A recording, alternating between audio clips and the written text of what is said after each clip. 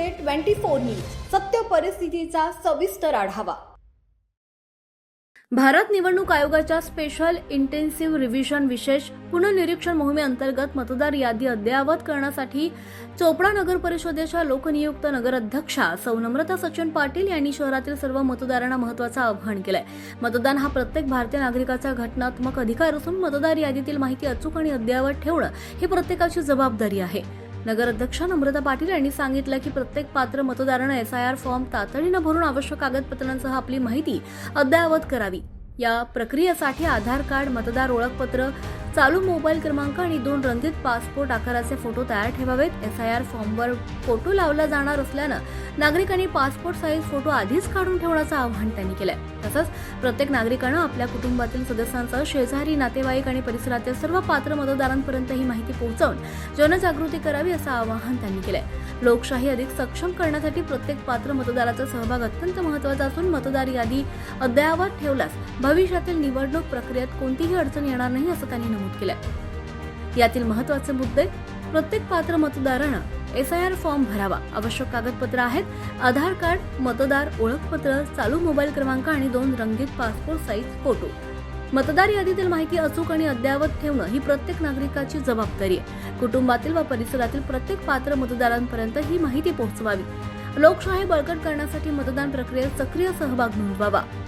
आपलं मत आपला अधिकार, मतदार यादी अद्ययावत ठेवा आणि लोकशाहीच्या बळकटीसाठी सक्रिय सहभाग नोंदवा असं आवाहन चोपडा नगर परिषदेच्या लोकनियुक्त नगराध्यक्षा सौ नम्रता सचिन पाटील यांनी केलंय। नमस्कार, मी नम्रता सचिन पाटील, चोपडा नगराध्यक्ष। आपल्या सर्व चोपडेकरांना एक आवाहन करू इच्छिते, जे आपल्या शहरामध्ये 1 जुलै ते 29 जुलै पर्यंत जे SIR मॅपिंग सुरू आहे त्याबद्दल मला आपल्या नागरिकांना काही सूचना देऊ मी इच्छिते। तर हा जो फॉर्म आहे आपल्या SIR मॅपिंगसाठी तुमच्या घरापर्यंत प्रत्येक क्षेत्रामध्ये आपण BLO यांची नेमणूक केलेली आहे गव्हर्नमेंटकडनं, तर ते तुमच्यापर्यंत पोहोचतील आणि फॉर्मची वाटप करतील। प्रत्येक मतदार असेल त्यांचा स्पेशल फॉर्म, त्यांच्या नावानिशी एक फॉर्म जनरेट होणार आहे, ते तुम्हाला तुमच्यापर्यंत पोहोचवतील। तर नागरिकांनी काय करायचं आहे, जो हा पहिला तक्ता आहे A, जर तुमचं नाव 2002च्या यादीमध्ये असेल तरच तुम्ही हा तक्ता भरायचा आहे, जो की A तक्ता आहे। आणि जर तुमचं नाव 2002च्या यादीत नसेल तर तुम्ही हा B सेक्शन जो आहे तो भरायचा आहे। जर तुम्हाला काही कन्फ्युजन असेल, जर तुम्हाला भरता येत नसेल तर हा जो B सेक्शन आहे तुम्ही हा BLO त्यांच्याकडनंच भरून घ्यावा। आणि हा जो D सेक्शन आहे खालचा, तर तो आपण एज्युकेटेड असणार, जर तुम्हाला भरता येत असेल तर तुम्ही हा प्रॉपर भरून घ्या आणि इथे सिग्नेचर करून संबंधित BLOंना सबमिट करा। आता SIR मॅपिंग हा का महत्त्वाचा मुद्दा आहे, जर समजून घ्या एखाद्या व्यक्तीचा SIR मॅपिंग नाही झालं तर तुमचं मतदार यादीत नाव येणार नाही।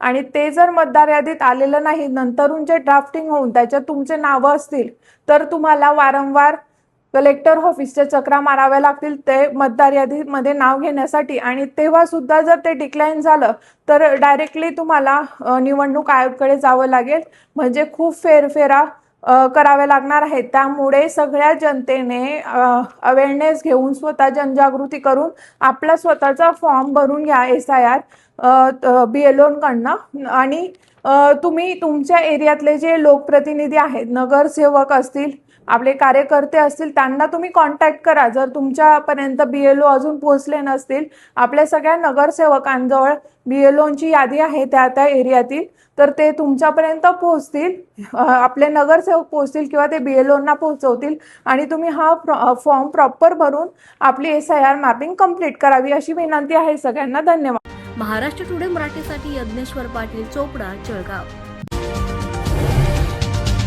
आजच महाराष्ट्र टुडे 24 न्यूजला सबस्क्राईब करा आणि सत्य परिस्थितीचा सविस्तर आढावा पहा।